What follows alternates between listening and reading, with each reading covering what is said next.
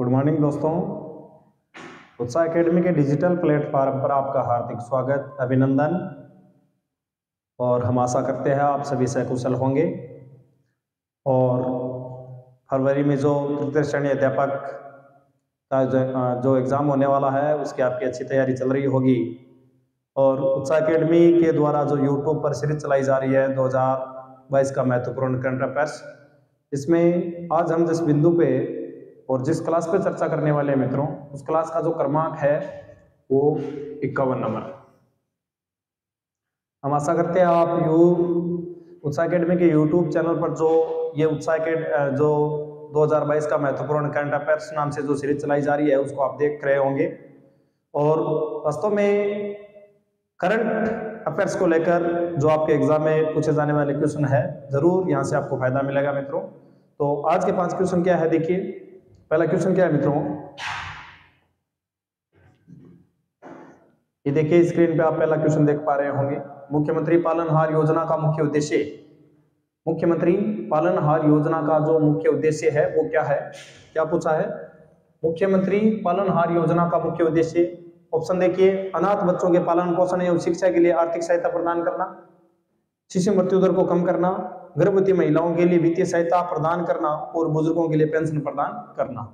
तो मुख्यमंत्री पालनहार योजना का जो सही उद्देश्य है, इसका जो सही ऑप्शन होगा मित्रों वो होगा है, यानी अनाथ बच्चों के पालन पोषण और शिक्षा के लिए मुख्यमंत्री पालनहार योजना के तहत आर्थिक सहायता प्रदान की जाती है।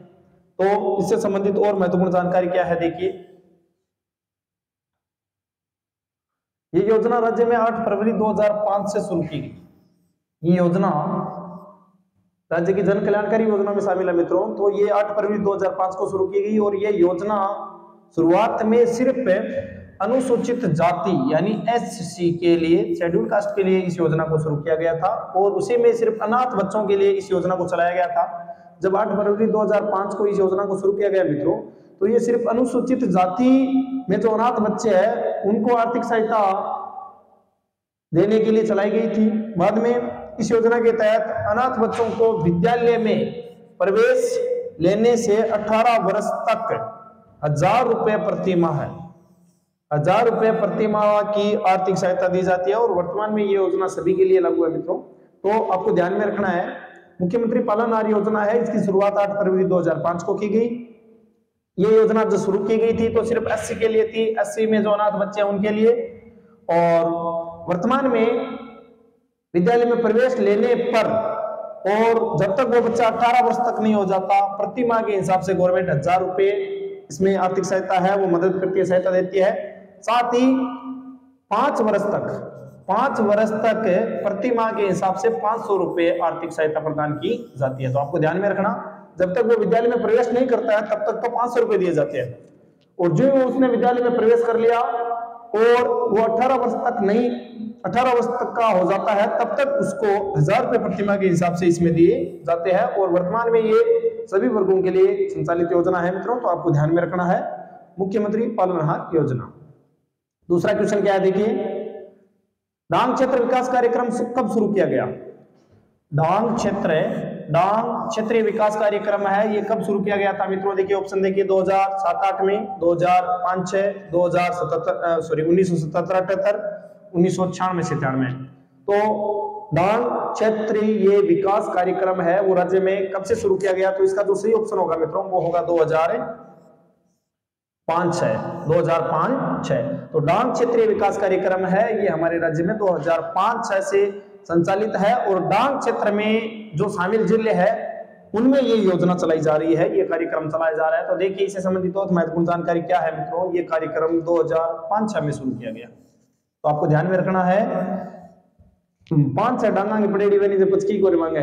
तो ये कार्यक्रम 2005-6 में शुरू किया गया था और इसका जो 100% वित्तीय पोषण है मित्रों वो राज्य सरकार द्वारा किया जाता है। आपको ध्यान में रखना है, इसमें केंद्र सरकार का बिल्कुल भी अंश नहीं है और सिर्फ राज्य सरकार है, इसमें 100% है वो वित्त पोषित करती है इसको। ये पूरा जो कार्यक्रम है इसमें पूरा का पूरा जो वित्त है वो राज्य सरकार द्वारा किया जाता है, दिया जाता है। और ये कार्यक्रम राज्य के 8 जिलों में, ये महत्वपूर्ण फैक्ट आपको ध्यान में रखना है। तो देखिए डांग क्षेत्रीय विकास कार्यक्रम शुरू कब किया गया? तो 2005-6 2005-6 में कितने जिलों में शुरू किया गया है? 8 जिलों में। कितने जिलों में शुरू किया गया है? 8 जिलों में। 100% इसको वित्तीय पोषित कौन करता है? तो राज्य सरकार करती है। कौन कौन से जिले हैं जिलों का आपको नाम ध्यान में रखना है? सवाई माधोपुर, करौली, कोटा, बूंदी, बारा, धौलपुर, भरतपुर, झालावाड़। तो देखिए मित्रों, इसमें विशेषता है, दो जो संभाग है उसका नाम आप ध्यान में रखिए। एक तो कोटा संभाग। कोटा संभाग के कितने जिले हैं बताओ? 4 जिले। 4 जिले कौन कौन से हैं? तो एक तो हो गया कोटा, कोटा के बाद में हो गया बूंदी, बूंदी के बाद में हो गया बारा, और बारा के बाद में हो गया झालावाड़। तो 4 जिले तो ये हो गए। देखिए, कोटा हो गया, बूंदी हो गया, बारा हो गया और झालावाड़ हो गया। अब दे गया भरतपुर संभाग। तो भरतपुर संभाग में कितने जिले हैं? भरतपुर संभाग में वही 4 जिले हैं। 4 जिलों में देखिए, सबसे पहले तो ले लो आपको भरतपुर के बाद में ले लो धौलपुर, और धौलपुर के बाद में ले लो सवाई माधोपुर, और सवाई माधोपुर के बाद में ले लो करौली, डांग की रानी। तो ठीक है, तो देखिए सवाई माधोपुर, करौली, कोटा, बारा, धौलपुर, भरतपुर और झालावाड़। यानी अगर पूछे कितने संभाग में है तो ये 2 संभागों में है। कितने संभाग में है? 2 संभागों में। अगर पूछे कि कितने जिलों में चलाया जा रहा है तो कितने जिले में चलाया जा रहा है? 8 जिलों में। और ये 8 जिले हैं, 2 संभाग के हैं, भरतपुर और कोटा। साथ में आपको ये ध्यान में रखना है, 2005 से शुरू है, 8 जिलों में संचालित है, और 100% इसको जो वित्त पोषित कर रहा है वो कर रहा है राज्य सरकार। तो ये है डांग क्षेत्रीय विकास कार्यक्रम मित्रों, जिसमें आपको पूरी जानकारी ध्यान में रखनी है। विशेष तौर से ये जो 8 जिले हैं इनका नाम आप जरूर ध्यान में रखिए। अगर ऐसे ध्यान में नहीं रहते हैं तो राजस्थान में 7 संभाग है, उनमें से 2 संभाग है। भरतपुर जो राज्य का अंतिम संभाग, 7वां संभाग बना, और हाड़ौती क्षेत्र का जो संभाग है कोटा संभाग। तो कोटा और भरतपुर संभाग के जो 8 जिले हैं उन जिलों में ये डांग क्षेत्रीय विकास कार्यक्रम है वो चलाया जा रहा है। ठीक है, आगे देखिए मित्रों, अगला क्वेश्चन क्या है? राजस्थान पर्यटन नीति 2020 कब लागू की गई? राजस्थान पर्यटन नीति 2020 कब लागू की गई? तो देखिए मित्रों, 9 सितंबर 2019, 9 सितंबर 2021, 9 सितंबर 2020 और 9 सितंबर 2022। तो आपको ध्यान में रखना है, जो राज्य में नवीन पर्यटन नीति है वो 9 सितंबर 2020 को लागू की गई थी। 9 सितंबर 2020। आगे देखिए, इससे संबंधित महत्वपूर्ण जानकारी क्या है मित्रों?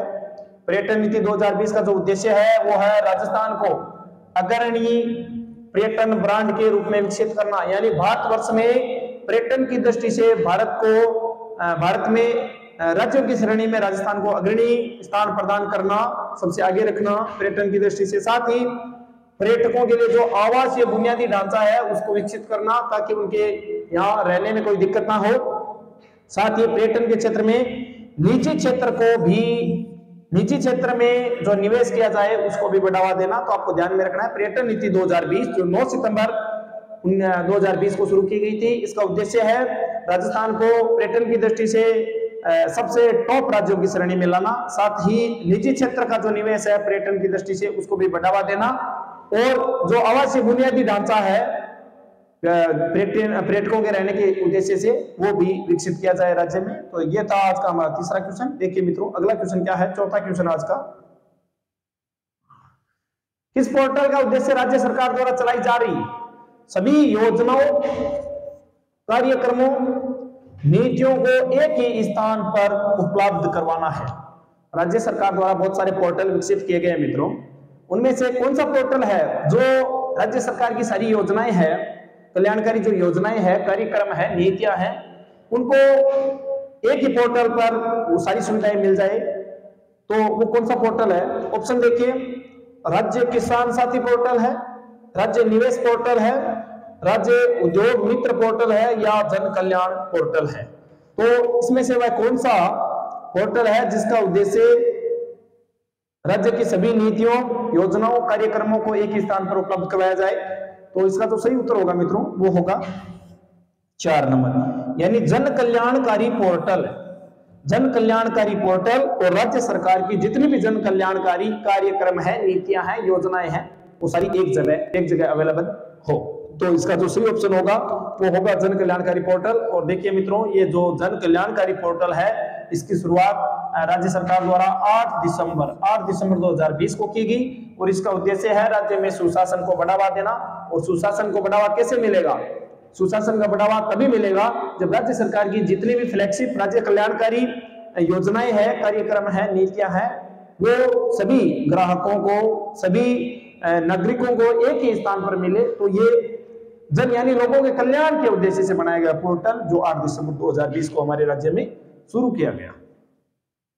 देखिए अगला क्या है, सांसद आदर्श ग्राम योजना की शुरुआत किसकी जयंती पर की गई? राज्य में जो सांसद आदर्श ग्राम योजना शुरू की गई थी, इस योजना की जो शुरुआत है वो किसकी जयंती से की गई?